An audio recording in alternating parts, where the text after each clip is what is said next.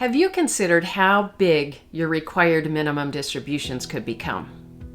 Your required minimum distribution is the amount that you must take out of your IRA or your 401k or your 403b so that you can begin to pay tax on those dollars.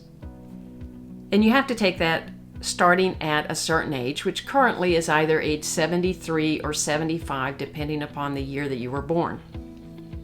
Now, a lot of people I find have not really thought about how big those numbers could become. So I want to give you some numbers for comparison just so that you have a perspective on how big could these numbers become in your situation. So let's consider somebody, we're going to call him Super Saver Sam. And let's say that Sam at age 66 has $1 million in his IRA. And I'm using $1 million because that would be easy for you to multiply to compare to your situation. If you have 2 million, you would double it. If you have 10 million, you would multiply it by 10. So it would be easy to take these numbers and compare to your situation. But Sam has $1 million at age 66, and he's going to just let it sit there and wait until age 73 when he has to start taking RMDs. And at that point in time, just take the minimum required distribution.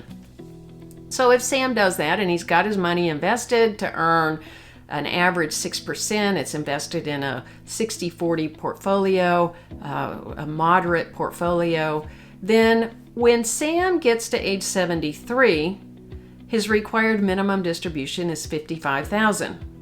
He takes the minimum, he lets the balance continue to grow in that 60-40 portfolio, earning an average 6%.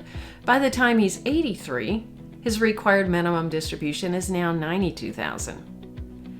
And if he continues to do the same thing, then by the time he's 93, his required minimum distribution is $127,000.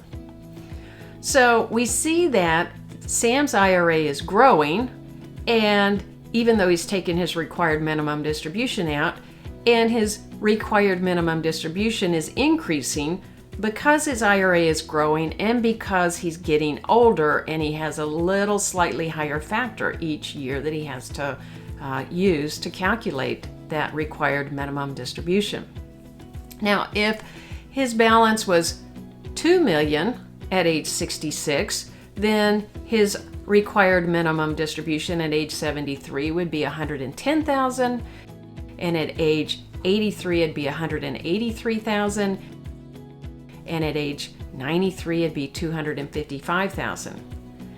If his IRA balance or 401k balance at age 66 was actually $4 million, then his required minimum distribution would be $221,000 when he reached 73, the first year that he had to start.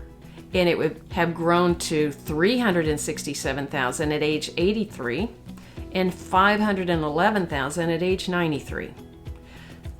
So the numbers can get to be very big if all you're doing is investing it wisely in a moderate portfolio and taking the required minimum distribution and allowing the rest to defer. What happens if you do that? What happens to your future tax brackets, and what other areas are impacted by just taking that approach where you just let it happen as it happens? In my next video, I'm going to talk about some of the challenges that you will face and some of the things that you can do to help yourself be in a better position so that the challenges don't impact you as much. So I hope you tune into that one.